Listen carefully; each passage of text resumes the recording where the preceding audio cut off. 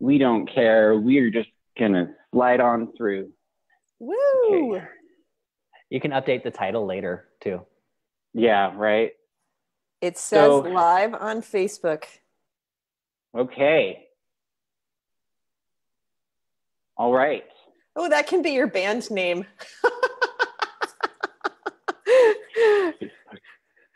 Okay. Okay, it says done, redirecting to Facebook Live page. As soon as it does that, I'm going to go ahead and start. Oh, shoot. Okay, go ahead and mute your panelists. Please mute yourself, your speakers. Okay, thank you. And then go ahead and share the event, panelists, and we will go ahead and get started. As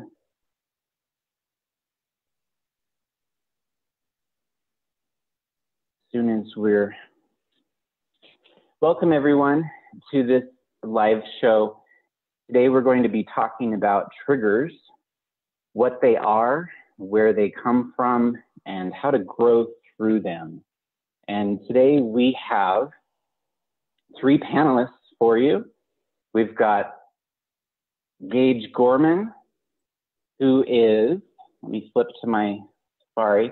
Gage Gorman, who is an intuitive and channeler at Energy is Everything.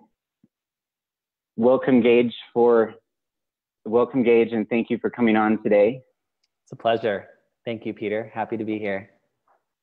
Awesome. And then we also have Susie Byler, who is a holistic health practitioner and channeler at Creation Temple. Thank you, Susie, for joining us today and being one of our awesome panelists. I'm grateful and happy to be here. Thank you, Peter. All right, and then we've got Micki O'Brien, who is a teacher, leadership coach, and neuro-uniqueness expert. Thank you, Micki, for being here. Thanks for having me. I'm really happy to be here. Awesome. All right, well, I'm going to go ahead and just jump in. I'm going to stop sharing my screen, okay? And now, whoever's joining us live on the webinar, you can just be cognizant of, there's a button up there for gallery view and speaker view. If you click on gallery view, you're going to see a grid of everyone who's on here. And if you're on Facebook Live, I have no idea what to tell you. But you're watching, and thank you for being here. Thank you all for being here, and we'll go ahead and get started. So I'm going to go ahead and let the universe decide. Susie, this question is for you. What is a trigger, Susie? Awesome. Well, a lot of people think of triggers in terms of a negative. So I just want to present that a trigger can be an emotional charge that's either positive or negative. So when you're going throughout your daily life, one of the things that we all experience is someone says something or does something, or something happens in your life, your house burns to the ground, you know, it could be a person, a circumstance, an environment, some kind of event happens, and you feel an emotional charge towards it. That emotional charge is the trigger, or the event is the trigger, and the emotional charge is what you experience after the trigger. And so I just want to touch on the positive aspect for a brief moment, because we don't usually think of triggers in terms of the positive. For example, one of the recent things that I've been doing is I have this song that I love, and some of the lyrics go, "I choose joy, I choose joy." And it's become my anthem lately. And to me, that's a positive trigger, because it triggers me into this high frequency state. It triggers me into this positivity and these feelings of joy. And we can use triggers that way as well. Most of the time we use our triggers to do our inner work. We use triggers, you know, that come up to show us our shadow, to show us the stuff we don't like about ourselves. And so we use triggers to go inward and to see what it is that we're, you know, resisting, or what it is that needs to be healed, cleared, transmuted, etc. Anyone else want to add to what is a trigger? Peter, can I interrupt? I like that definition. Please go ahead, yeah. Just a tech note. I think you have your video highlighted or pinned. So I think probably people are seeing only you instead of the person talking. So if you go to your settings. No, we see you right now. Just you. Oh, you saw me? Okay. Yep. His thing was highlighted for me. So, okay, never mind.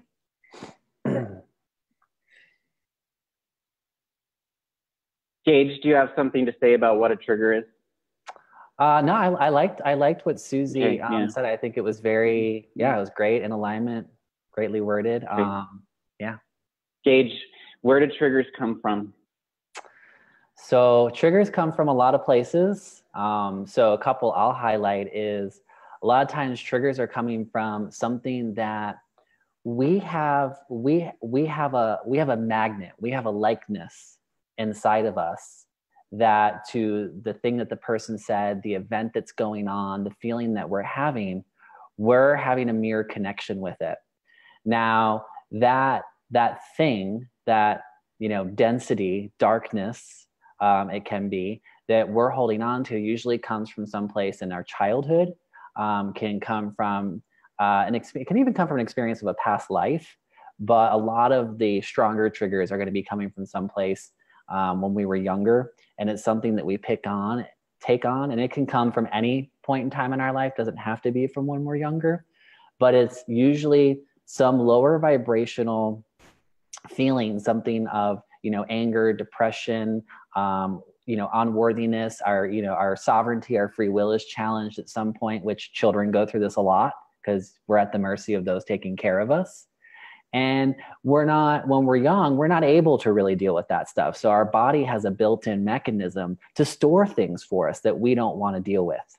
Well, as we get into adulthood and we get into a place where we are able to deal with things, our body will still store things that we don't want to deal with, that we're holding on to.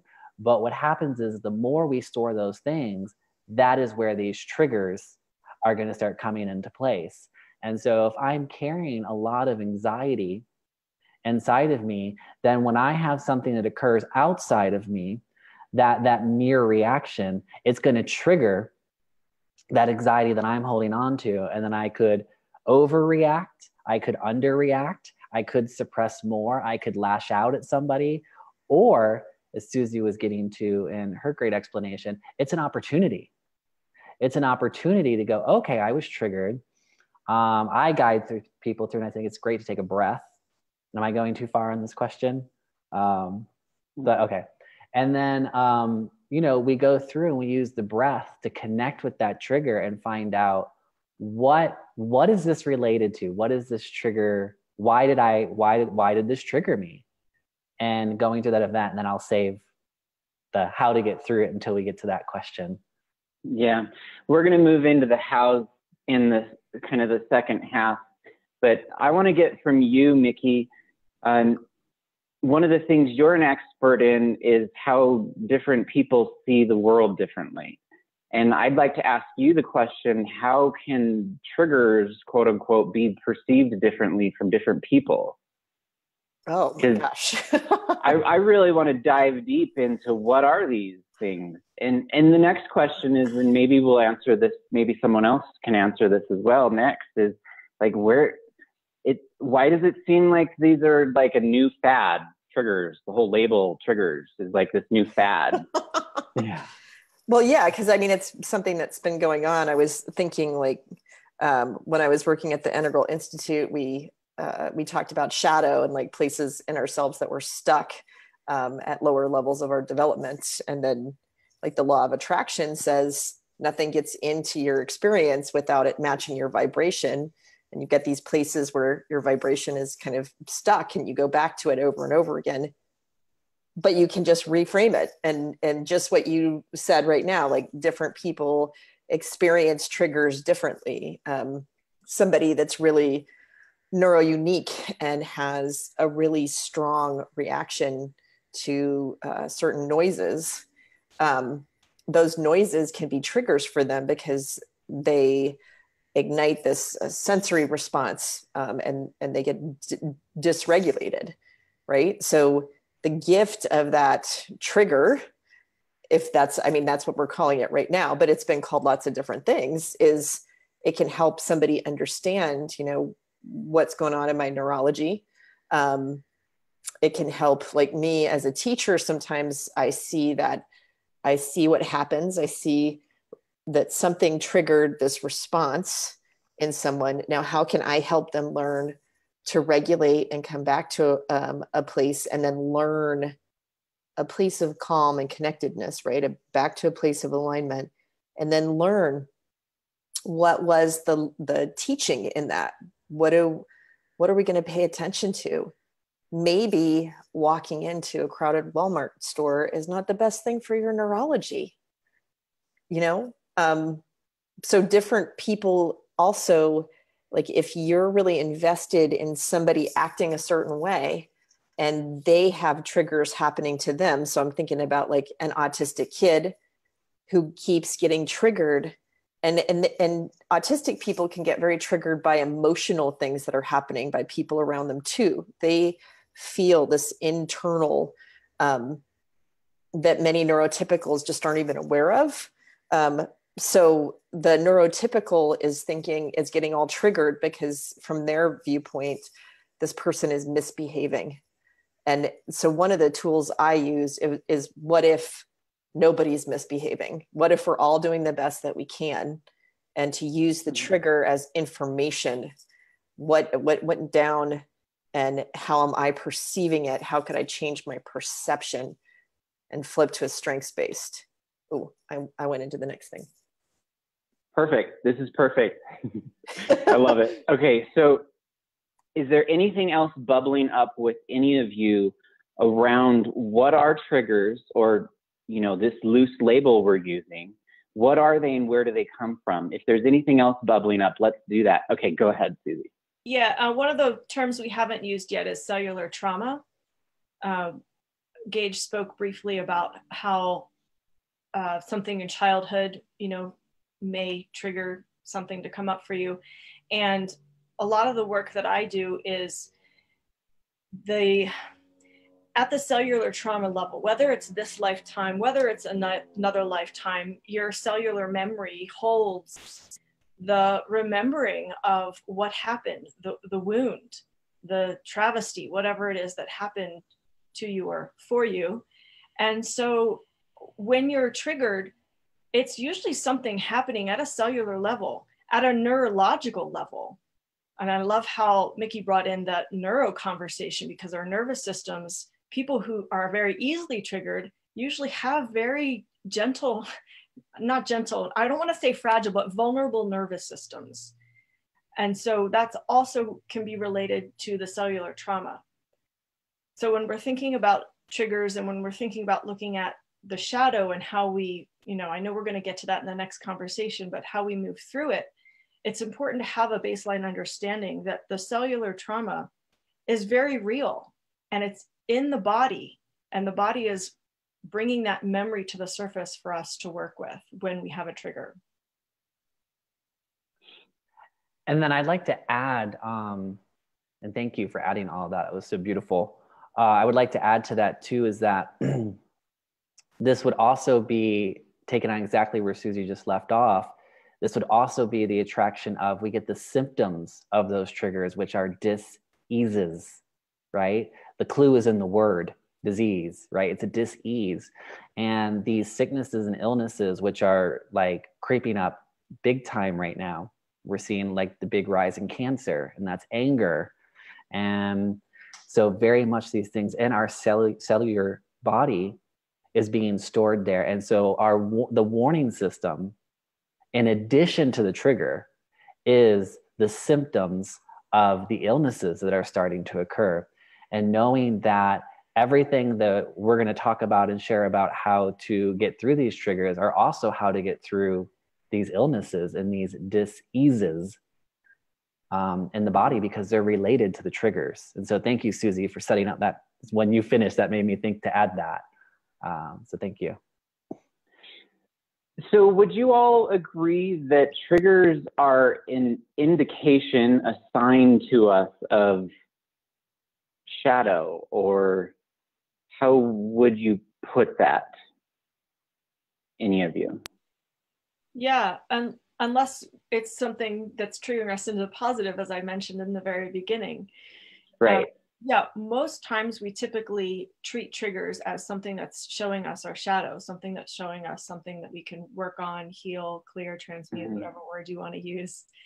But it typically is a negative charge. We don't think of positive triggers like, me being triggered into joy, or how Gage so beautifully, expresses his gratitude for something that I've shared. That triggers me into like feeling a validation. We don't think of triggers in that way, because it's not something that we have to, put our focus on for healing. It's just this beautiful, nice feeling that we have when we're triggered into the positive.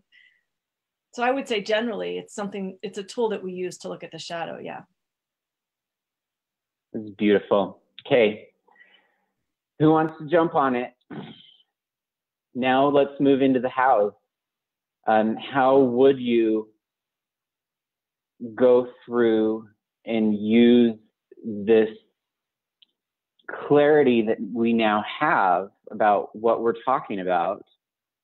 How would you move forward with this as a tool of clarity?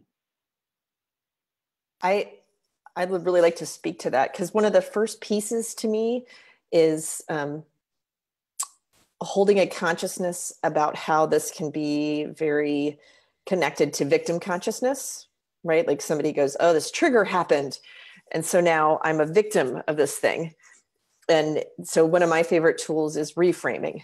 So I love, Susie, how you were reframing, that you can trigger into joy, right? And changing the way we dialogue, the way we frame things with that reframe, to say this trigger is information, and to give ourselves, like I really like to teach about observer's mind. How do we get back into that place where we can see from this bigger picture and come from this foundation that we're all in this together, nobody's bad, broken, or wrong? How can we move forward with that knowing and that connection, and not alienate? Like we want to instinctively, I'm going like this. We want to like take that thing that caused the trigger and somehow put it away so that it won't keep hurting us. And instead to reframe it. What can we do with this? What can we do with this information, this data that we didn't have before, and be kind of excited about it and reframing it? I love that. I call it a muscle, like you're building your muscle to be able to deal with these things. And you mentioned the word observer's mind, to take that position of an observer, and instead of judging what occurs as bad or wrong, good, right, whatever, you're just observing. Because when you can take that perspective, it takes away the emotional charge, and then you can clearly deal with what's in front of you. And that takes practice. You have to build up your muscle to do that. Gage, what's on your mind? I also think that love everything that's been shared too by Micki and Susie here as well. And I think in addition, like adding to the how-to is breath. I think when we notice that we've been triggered, the breath is a magnificent tool for us to bring in through the nose and bring into the body. And usually our triggers are being triggered in our gut. So you'll notice they're usually below the heart and the pelvis region. I will say that's the majority of the time. We definitely have triggers in other parts of our bodies, but those are the popular areas. And so bringing the breath into that area, because the breath will help to bring you, when you get the breath to that area, letting it cycle through there. And it may feel hard to get it there, and it may be tough, and just be gentle. And then when breathing out, that helps to start to bring us to that observer standpoint. I call it, I refer to it as connection to higher self. And so when we get to that connection of higher self, talk and out loud or to yourself, why? What is this? Why is this experience happening? Why am I reacting this way? And then continue to breathe and be patient and work as much as we can, because the mind may try to come in and start distracting us with that trigger of, well, you should be mad at that person, or that the little devil on your shoulder, we'll say. And just working through the breath and continuing just, you know what, that's okay. No, and we were touching like no judgment. It is what it is, right? Just continue to be soft and notice even the voice, right? Just same voice with yourself, a nice, tender, loving, compassionate voice with yourself while you're going through and you're asking what this is. The chatter will eventually go down. Stick with the breathing, and then the memory will come. And the memory will be that thing that is the magnet that made you trigger. And so now you've got that thing or things that have led you, that magnet. And now that you're there, you work through, usually it's a forgiveness, right? We're picking up something because we're holding a grudge, right? We literally say it, you're holding a grudge.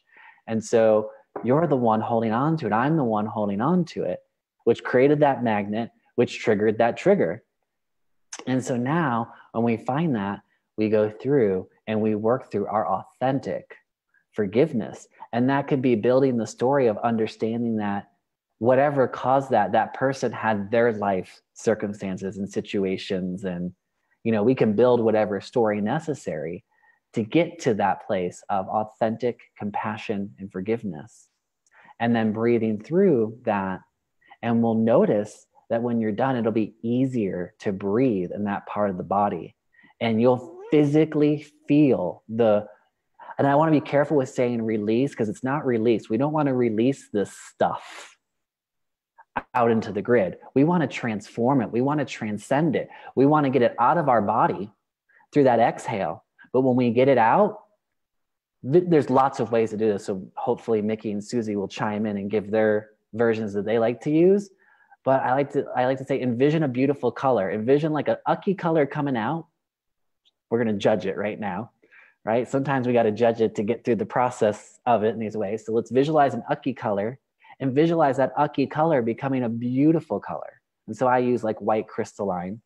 And then you breathe that color back in, because energy never dies. It doesn't go away. Energy changes. And so we want to take that energy and we want to transmute it to a higher vibration. We want to transcend it and bring that energy back into our body in that transcended form, instead of just leaving it out on the grid for somebody else to deal with. So I just want to emphasize that point of release it, but bring it back in a higher vibration. And you'll feel the difference in your body. And then you know that you have transcended that. And then when you go back and you think about that magnet event that caused that trigger, you'll be able to talk about that event without having a triggered negative emotional response. You may actually now feel, and I like that Susie brought this up too, your trigger may now be more of a, I feel compassion, or I feel love for that person actually. What a beautiful change and trigger now to that event. And when I think of that memory now, it's of a higher vibration instead of that lower vibration. And Gage, what I've heard that called is to transmute, like in the bodhisattva practices, which are beings who have reached enlightenment and chosen to keep reincarnating until everyone reaches enlightenment. There's a bodhisattva practice of transmuting, and that's what I heard you talking about right now. I just was like, oh, bodhisattva. Thank you. I'd like to offer another tool kind of along the lines of what Gage was sharing. Because the mind will become busy around all of these things. When you have an emotional charge, the mind will chatter. And so what I like to do, instead of trying to quiet the mind, because my mind has a voice, I like to give it a voice and say, okay, translate for me what this body organ is saying, or what this thing that I'm feeling in my body now is saying. Translate for me and give me the message in an intellectual way so that I can understand it. Because sometimes the body will be giving you all these messages and you might not know how to translate it, or you might not know what the body's saying. So I like to put my mind to work and say, okay, your job is as a translator. So any thoughts that you have to share with me are going to be thoughts about translating what my body's message for me is. And then once you get the understanding, and sometimes you need to hire a facilitator to get the understanding, and that's okay too. There's no shame in that. But once you get the understanding, then the transmuting work happens where you bring it love, or you bring it a beautiful color that you love. I love that, Gage. I never even thought of that. I work with a lot of the sacred flames, but I never, like the way that you worded it, I've never worked with triggers in that way. So that's really cool. I like that tool. Bring it love, bring it appreciation. Thank you for showing me. Thank you for how you have served this whole time. You've been buried deep in my cellular memory for so long. Thank you for finally coming to the surface and showing me what I'm ready to heal and transmute. Thank you, thank you, thank you. And then that brings the transmutation frequency into the equation. This is so awesome. Wow. I'm definitely going to want to watch this one. So I have a bunch of things to add too. Yes. Just 1 minute and I'll let you talk. So audience, please ask your questions. If you're on live with us on the webinar, please ask your questions in the comments section and I will try to get to your questions, all of them. If you're on Facebook Live, I'm going to do my best. I'm sorry, it's hard for me to do this live and have multiple technologies that I'm dealing with.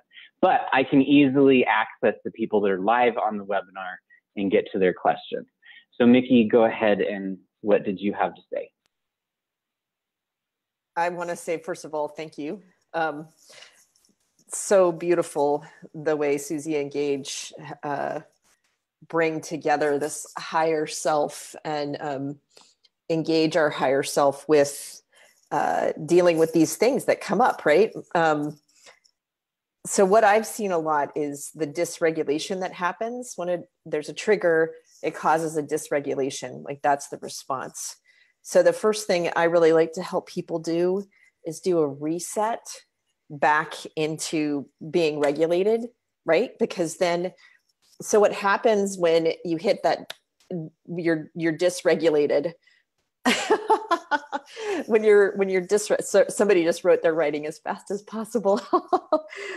So this is the reset is actually from my work. I'm a trainer in the nurtured heart approach, and that's one of the things we talk about in the nurtured heart approach is using a reset to come back to a regulated place, to come back to our greatness, our best self, and then we can start to be strengths based again. And one of the things I like to teach about with that, and Peter and I just had a conversation about this recently, is like the things that are stuck in my shadow, I want to make them an enemy, and coming to this place of recognizing I could actually befriend those things. I could look at them differently. What happens neurologically, if we get triggered and we go to our reptilian brain, right? So now we've lost access to our frontal lobe, to that place in ourselves that is our higher self, that is more connected. Our reptilian's brain's job is to keep us alive and keep us safe. So actually saying, reptilian brain, that part of myself that keeps me alive, thank you. And I actually like to do that as a part of my reset. Like, you know what? You're doing a good job. You're making sure I'm not clobbered. I'm not in a dangerous situation. You're getting me back to a place where I'm going to have access to my frontal lobe, to my higher knowing. And I guess that's part of the befriending too. Okay. I love that. Go ahead, Susie. Yeah, I love that so much. And I love that you're bringing in the brain and the neurology and everything into this conversation, because that is something that's important. And I think we need to understand how our nervous systems work, how the brain works, because there is a physiological response with an emotional trigger. And when we can learn to manage our physiology, and that's a high level mastery, but it can be done. When we learn how to manage our physiology, that brings a really solid foundation to our ability to work with triggers. And so as Gage mentioned, the breath, when you're breathing through your belly, okay, you can't see what I'm doing now, but I'll just give a little demonstration. So Most people in a trigger are breathing like this. See how my chest is moving up and down, my shoulders are going. What you want to do is bring that breath down to your belly. Because when you're breathing through your belly, you're activating the parasympathetic nervous system, and that calms the body, it calms the mind, calms the spirit. And when you're in that centered place, you can deal with the trigger. And so next time, you guys, whenever you have another trigger, I would invite you to immediately go to the breath. Puff out your belly, do big exhales, like exaggerate it until you get a smooth belly breath going. And even when you're not triggered, practice the breath. Practice the breath while you're driving, while you're typing on your computer, while you're sitting at your desk at work, whatever it is that you're doing. It's a free tool that you can do anywhere, and it's so powerful. So work with the breath so that when you are triggered, you can more quickly and automatically go into the deep belly breathing to really work with your physiology. I just wanted to add one thing too from what Micki and Susie are talking about. When Susie started, it really came to my mind of there's a documentary out there called What the Bleep Do We Know? I think that documentary does an excellent job of visually depicting what the neurons and the connectors and the triggers and the peptides, and beautifully animated, and takes quantum physics, which is somewhat of a complicated science, and really makes it tangible. So I'm visualizing that every time Micki and Susie are talking about the science, the body, the physical body, I always visually see those animated visuals from What the Bleep Do We Know? So it's just something to add for if someone hasn't seen that, like a great thing to watch, and part of your process of just life overall. It's a great documentary in my opinion. I'm assuming everyone agrees because they're smiling, but yeah, I would recommend that to go along with this conversation. Okay, and earlier I was going to ask this question, and I feel like you all have already answered it, but I want to point it out just for the audience's sake. We're coming upon in this culture, we're coming upon our yearly traditional getting together with family time. and I just want to see what all of your thoughts are about this specifically on this topic. Who wants to go first? I'll go first. Oh, go ahead, Micki. I wanted to tie in from what we were just finishing. In integral theory, one of the things we say is states become traits. So, and somebody mentioned something about the frontal lobe in the comments. So, okay, get this. This is the coolest thing. My favorite thing in integral theory is right here. States become traits. So part of what integral theory looks at is how we can evolve our consciousness, how we can move it upwards. And whatever level of consciousness we get to our worldview, that becomes our normal, right? And we practice things like meditation, contemplative practices, flow states. Those states then become traits. So they become a part of our neurology, and then we start moving up. And there are things like biohacking, like Dave Asprey does this like 7-day Zen thing where you biohack meditation and learn how to use the state of consciousness you get into in meditation to handle things in your everyday life. You bring that level of consciousness, like we were talking at the observer's mind, it comes to a point where we can come back to that, reset ourselves back to that level of consciousness more quickly, and it becomes much more of our normal, and it becomes a part of our evolution of consciousness. And did I just totally not answer the question? No, you answered the question. The question is how can all of this, what we're talking about, relate to family in this time of year? I mean, we've got Thanksgiving and Hanukkah, because,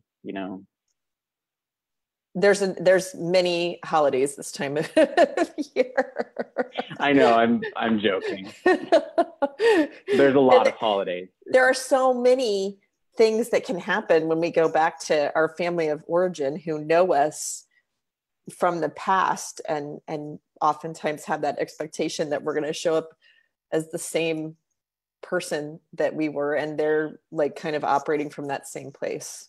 So Micki, tell me, what do you do when you're in this hypothetical scenario of with your family and you're triggered because someone spilled some milk or whatever? What do you?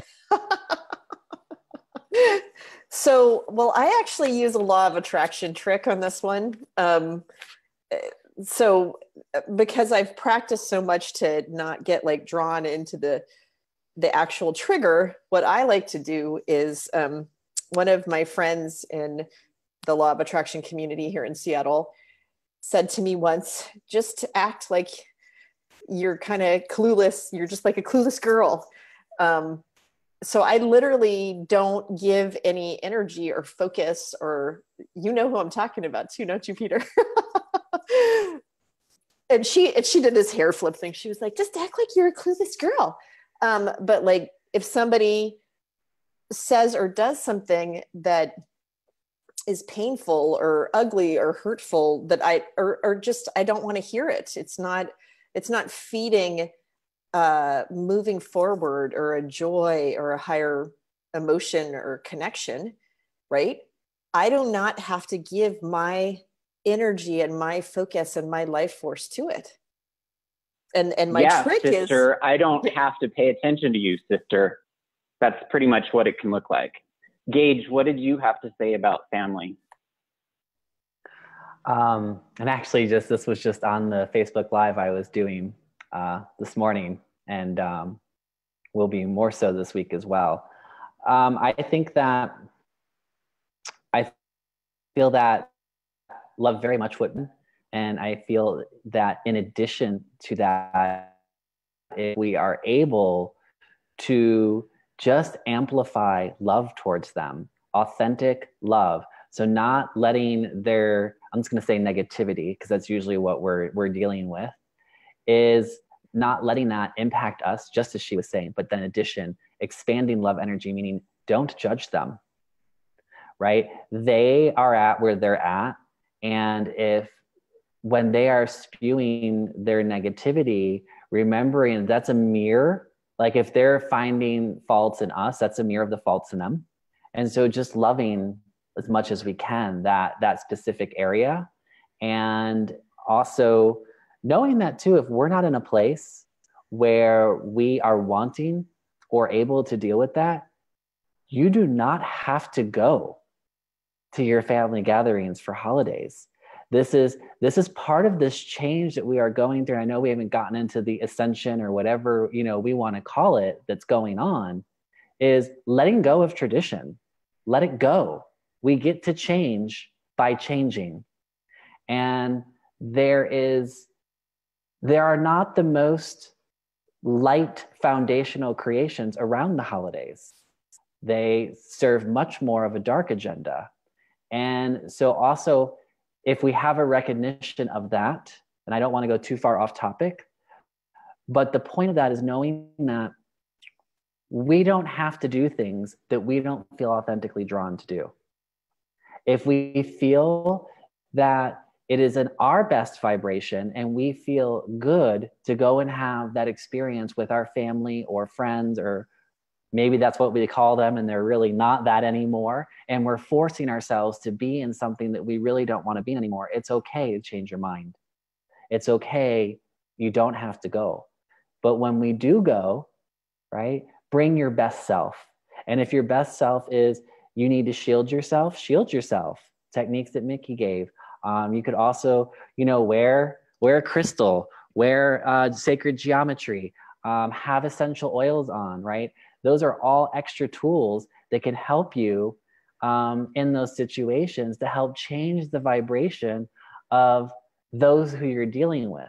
And now we want to respect their sovereignty and where they're at, but we all know this at some levels, that love is the strongest vibration. And so if we get in that authentic love vibration, this is for if we do choose to go, be in that authentic love vibration. Don't judge them. And I feel like in family, it's like our kryptonite, right? Like it's just, we can work with so many people and be so successful. And then it comes to our family, it's like, my mom did it again. Like she just, and just, that's where the breath comes in. And this is where zoom out, right? Zoom out and go, who am I? Who are they, right?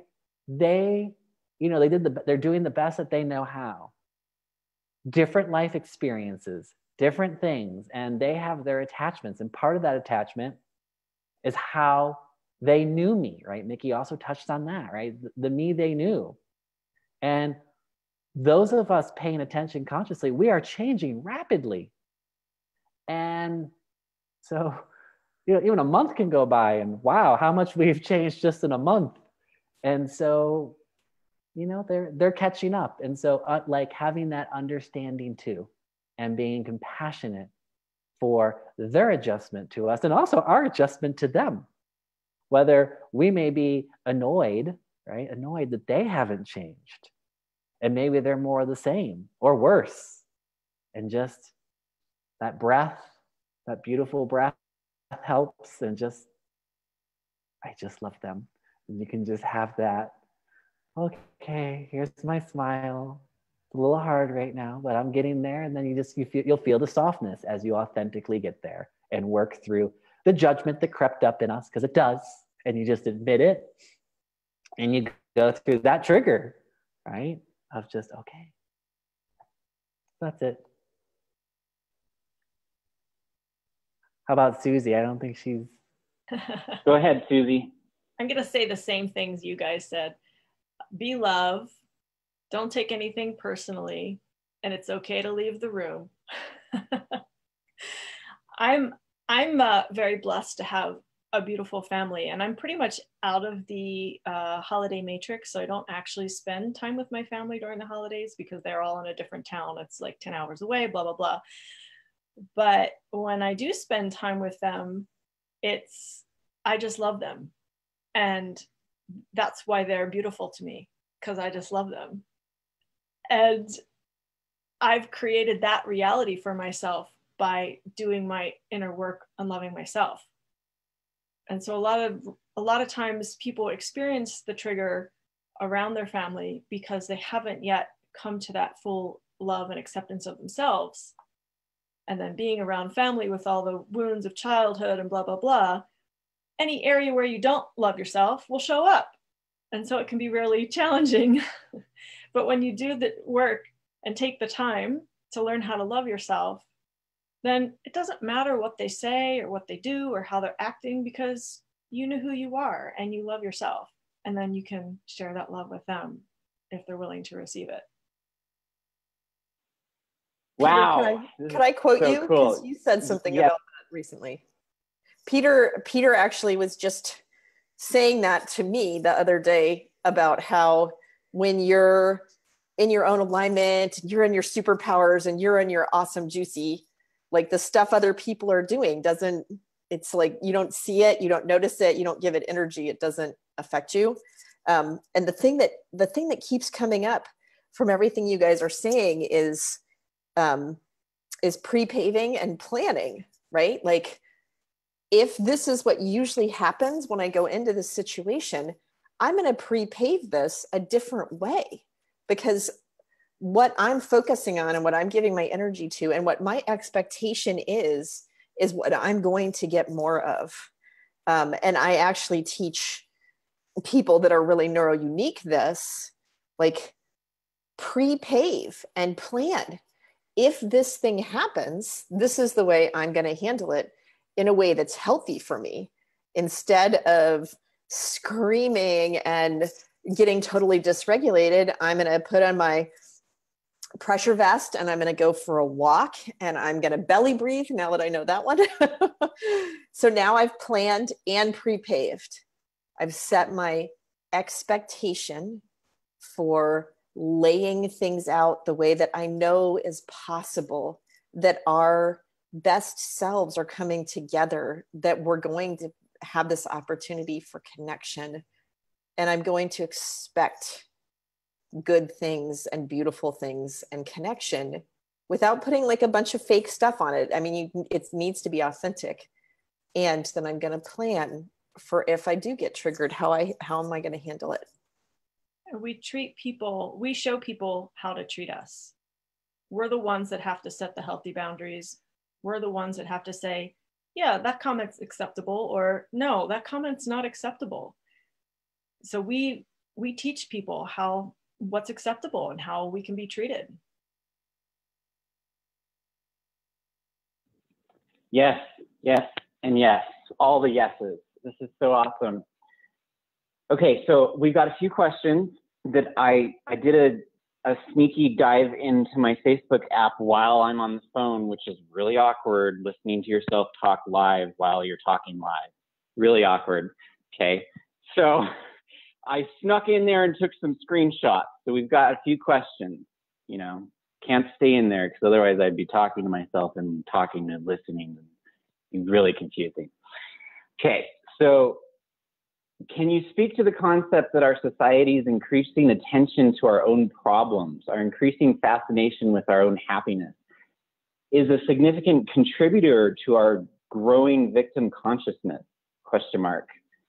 That it can keep us stuck? And I feel like in a lot of ways we did cover this and around a lot of bases. And I feel like this is definitely a perspective of, do you see the world as getting worse or getting better? And who wants to speak to that?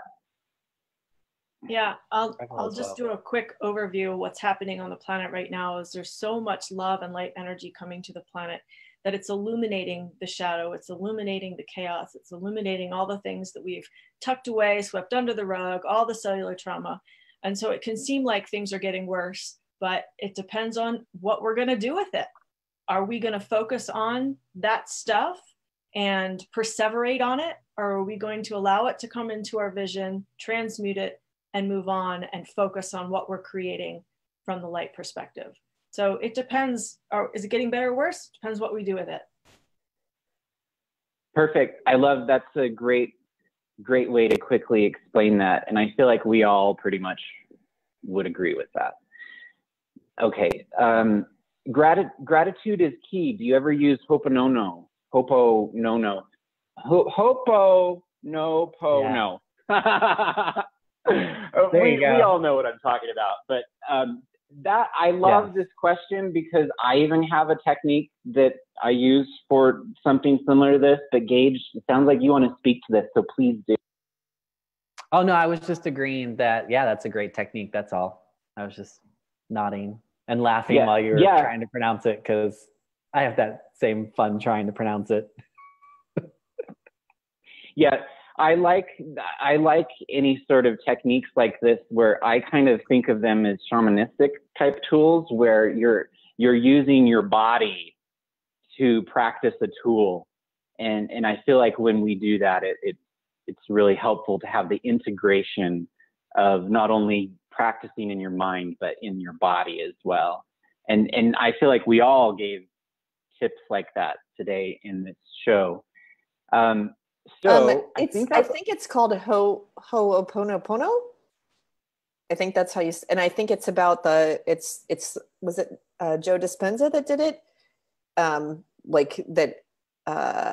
Actually wrote about it. But it's, thank you, I'm sorry, please forgive me, I love you. Yeah. And then you have a version of it. Yeah, that's Ho'oponopono. Yes, that is Ho'oponopono. Wow. Okay. Okay, so we're pretty much done, and we're just going to wrap it up. And let's go in a circle, because we're in a circle the way I'm looking at you right now. Gage, I'm going to give you the opportunity. Do you have anything you want to plug right now? Anything that's coming up for you that you want to let everyone know about? So for us, we currently don't have any retreats scheduled. We're going to plan to start doing those in the spring and the summer. So just for anyone who's interested, we are located in Mount Shasta, California, and we're on a small retreat center. And we have like 2 standalone cottages, one up front, one by the creek. The creek cottage probably would not be enjoyable in the winter. It does have a stove, but you could get snowed in. So, and then we also have 2 additional rooms inside the main retreat center, and they're quite spread out. And we do immersions. And so people can come and do an immersion with us. And that's where someone can come and enjoy the property and get a lot of one-on-one time with us and get sessions and really go through and work through triggers and whatever else is going on, but then also utilize it as a tool to learn. Like there's so much. And when I say learn, I really mean remembering. Like we have so much to remember and connect to. And then when we're done with that, then we get to learn and expand. And so we do that. And then also just vacation rentals. People can just come and do one of the rooms. They don't have to do an immersion and just enjoy the sights or do an excursion with us. We're also hosting excursions. And where can people get a hold of you or follow you online? So we're on Facebook, Gage Gorman. Energy is everything, EIE. So you can, easy web address is gagegorman.com. You can go to that. And then we have everything on the website, free articles, free videos, and the stuff that we offer. Perfect. Thank you, Gage, and thank you for being here today. I really appreciate you saying yes to this. Thank you. You're welcome. Same here. Okay, so Susie, go ahead, and do you have anything specific you want to plug, and where can people get a hold of you, follow you? So people can find me at susiebyler.com, SUSIEBEILER, and creationtemple.com. We don't have any retreats coming up until April 11th through the 14th. And that retreat is Codes of Creation. So you'll learn how to be a powerful creator in your everyday life. And if you don't want to wait that long, then you can come do a one-on-one retreat. And you could do a 1-day retreat, 2-day retreat, 3-day, or 4-day retreat, depending on, how deep you want to go and how much you want to invest in your energy and all of that. So that is available at susiebyler.com. You can find Sedona Rebirthing Retreats. I'll put the link in the chat. And I just want to highlight, Susie lives in Sedona, magical Sedona. That's a big part of what she offers. Yeah, thank you for that, Peter. It's funny, I catch myself getting a little ego rise when I say that sometimes. So because it's hard to live here. It takes a special kind of to really thrive here and work with the energy here. It's not an easy thing. So sometimes I get a little ego about it. I live in Sedona, but the truth is, when you come here for a retreat, everything is super amplified. And so it really lends to a faster transmutation, faster transformation for yourself. Thank you, Susie. And thank you so much for being here. I can't say how much I am just so enjoyed this group today. And I just want to say about Gage as well. Oh my gosh, both Gage and Susie, you two live in magical places. I mean, wow. You live in places where transformation is literally, it's the container, Okay. So Micki, do you have anything you want to plug? And where can people get a hold of you? People can get a hold of me through Aligned Education, so www.alignededucation.com. And I have to read it to make sure I get it right. I have Becoming Your Unique Next to Best Self, a 3-month integral transformational intensive starting in January. And in just a day or two, the application is going to be available and the early bird pricing is available. And I am running this intensive with spiritual teacher Peter Onan. And people can do it anywhere in the world. And we're going to have an amazing integral transformational time. And then I'm also available for speaking and teaching and consulting and training about neuro-uniqueness and greatness and leadership. All right. Awesome. Thank you all for coming today. And I just can't say enough how awesome this was and how much I honor all of you. Thank you for being here. And I hope we do this again. I'm just going to say that. All right. Have a great day, everyone. And thank you all for joining us live. And we'll see you next time.